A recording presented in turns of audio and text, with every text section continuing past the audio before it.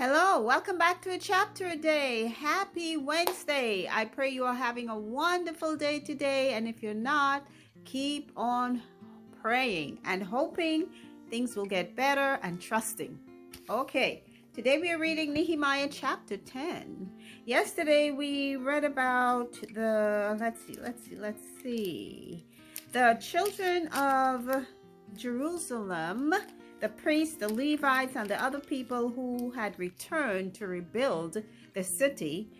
Nehemiah, I believe it was, because it's his account, was giving a kind of rundown to God about how he brought the children of Israel through from their forefathers, that's Abraham, all the way down to them, and how they messed up. I know he was being very honest.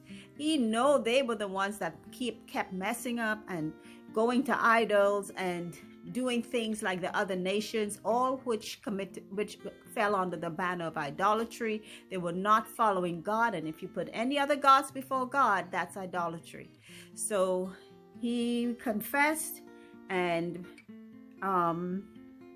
they all made a covenant to follow God and keep his law. So we'll see how it goes. They even sealed it. The priest put a seal on it. So let's see what happens in Nehemiah chapter 10. Now we have some genealogies, sort of like genealogies, but I will not read the names, but I will skip over the names and continue reading the other information. So let's begin. Chapter 10. Now those that sealed were Nehemiah the Tirshatha, the son of Hakaliah, and Zidkijah, and then they have a lot of names, and these were all priests. Okay, verse 2 to 8 names a lot of priests, and I don't think we'll know any of those names. Verse 9. And the Levites, both Yeshua the son of Azaniah, Binnui of the sons of Henadad, Kadmiel, and their brethren. And they have again a list of names. So what they're doing is naming all of the people, the priests, etc., who put a seal on the covenant that the children of Israel made with God. It kind of reminds me of when they were doing the Declaration of Independence, all of the people who were present there who put their signature on the document. This is similar to what's happening here. All of the chief people of the different groups and tribes and priests and Levites, these are the people who are putting their seal. So on from the first group of people they mentioned with Nehemiah, etc., these were all maybe like high priests, and then priests, and then you had the Levites, and they go with Levites listing from verse 9 all the way to verse 27. Okay, so you had the priests and the Levites putting their seals first. Quite a number of people. And then verse 28. And the rest of the people, the priests, the Levites, the porters, the singers, the Nethinims, and all they that had separated themselves from the people of the lands unto the law of God, their wives, their sons, and their daughters, everyone having knowledge and understanding, they clave to their brethren, their nobles, and entered into a curse and into an oath, to walk in God's law, which was given by Moses, the servant of God, and to observe and do all the commandments of the Lord our God, and his judgments and his statutes. And that we would not give our daughters unto the people of the land, nor take their daughters for our sons. And if the people of the land bring ware or any victuals on the Sabbath day to sell, that we would not buy it of them on the Sabbath or on the holy day, and that we would leave the 7th year and the exaction of every debt.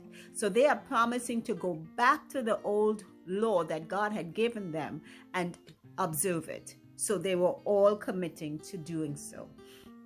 Verse 32.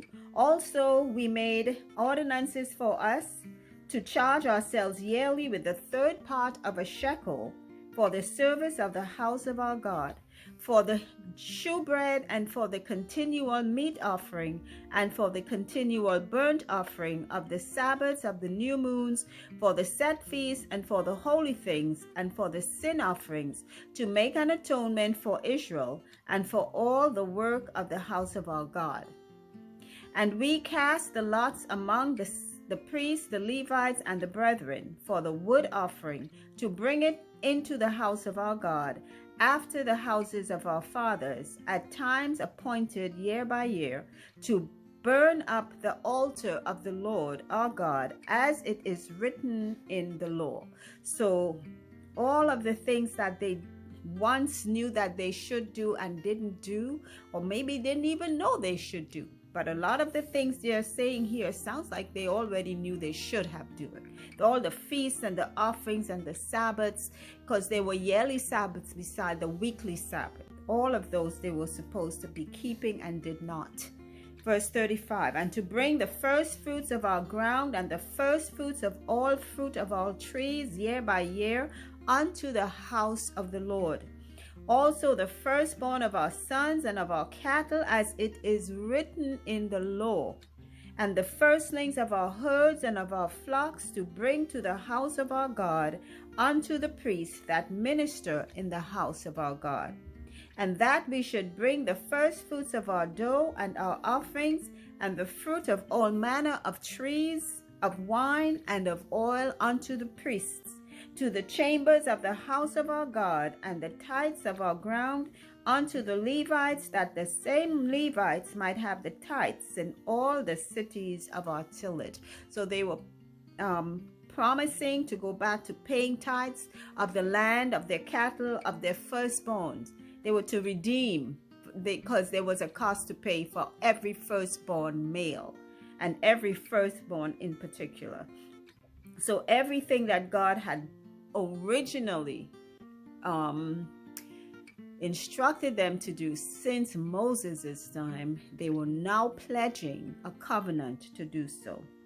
Verse 38, and the priest, the son of Aaron, shall be with the Levites when the Levites take tithes.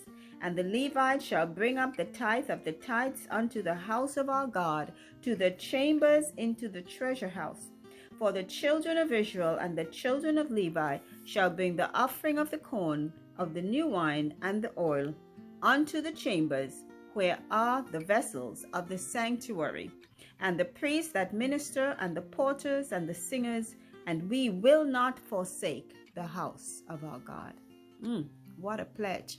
Sometimes, like I said, we too in our day need to go back and see what things we did not do, and we should do it as a congregation, as a church, as a body, and most importantly as ourselves, as persons, to see where we have fallen off with God throughout the week, throughout the month, throughout the year. That's what maybe the end of the year is a good thing to do. Revisit, instead we go party and all that kind of crazy stuff, and maybe some of us just go to church and perform the same ritual ceremonies that we normally do without even thinking about our own relationship with God. But it's better if we re-examine ourselves on a weekly basis, and maybe on the Sabbath is a good time to do so. But that's something you can do maybe daily. Examine our relationship with God, and how are we keeping God's commandments? How are we living in God's sight? And pray that it is acceptable unto God, and if we know it's not, we need to make amends and do something to bring it right. And until our next reading, that's it for Nehemiah chapter 10. I thank you all again for listening. Remember, keep on, because that's how our faith will grow. Take care. Bye.